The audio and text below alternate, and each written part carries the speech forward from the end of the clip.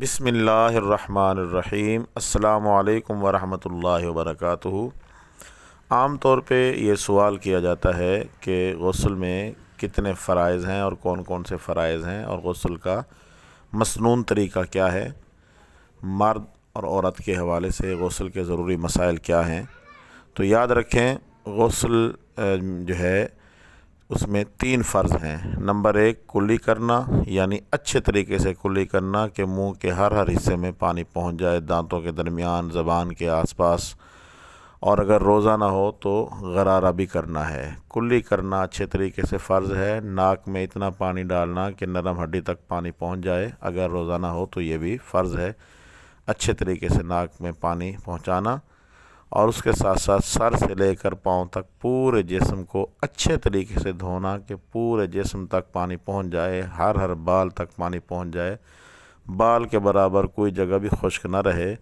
تو یہ فرض ہے۔ یہ 3 غسل کے فرائض ہیں۔ اور غسل کا مسنون طریقہ سننے سے پہلے یہ یاد رکھیں کہ غسل جو ہے جنابت کے بعد بھی فرض ہوتا ہے، اور خواتین جب حیض سے فارغ ہو جائیں یا نفاس سے فارغ ہو جائیں تو تب بھی غسل کرنا فرض ہوتا ہے۔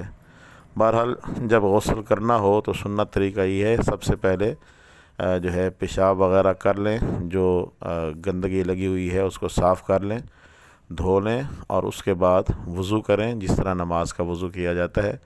اور اگر ایسی جگہ موجود ہیں کہ جہاں پانی جمع ہو رہا ہے تو پاؤں نہ دھوئیں، باقی سارا وضو کر لیں۔ مسح کرنے کے بعد جو ہے سب سے پہلے صرف سر کو پانی سے دھوئیں 3 مرتبہ، اس کے بعد دائیں کندھے کو 3 مرتبہ دھوئیں، اس کے بعد بائیں کندھے کو 3 دفعہ دھوئیں، اور اس کے بعد سر سے لے کر پاؤں تک پورا جسم 3 دفعہ دھوئیں، اور آخر میں پاؤں دھو کے ٹاول وغیرہ کے ذریعے جسم خشک کر کے کپڑے پہن لیں۔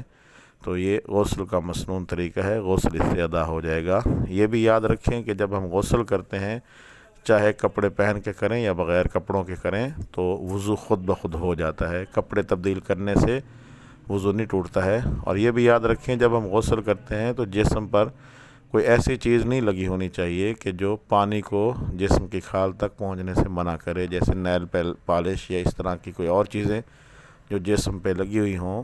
اگر جسم کے تھوڑے سے حصے میں بھی کوئی چیز لگی ہوئی ہے جس کی وجہ سے پانی کھال تک نہیں پہنچا ہے تو غسل ادا نہیں ہوگا اور پاکیزگی حاصل نہیں ہوگی۔ اس لیے صاف ستھرا غسل کیا جائے، اور ایسی تمام چیزیں جو پانی کو جسم تک کھال تک پہنچنے سے مانع ہوں ان کو ہٹانا چاہیے۔ اللہ پاک ہم سب کو عمل کی توفیق عطا فرمائے۔ آمین ثم آمین۔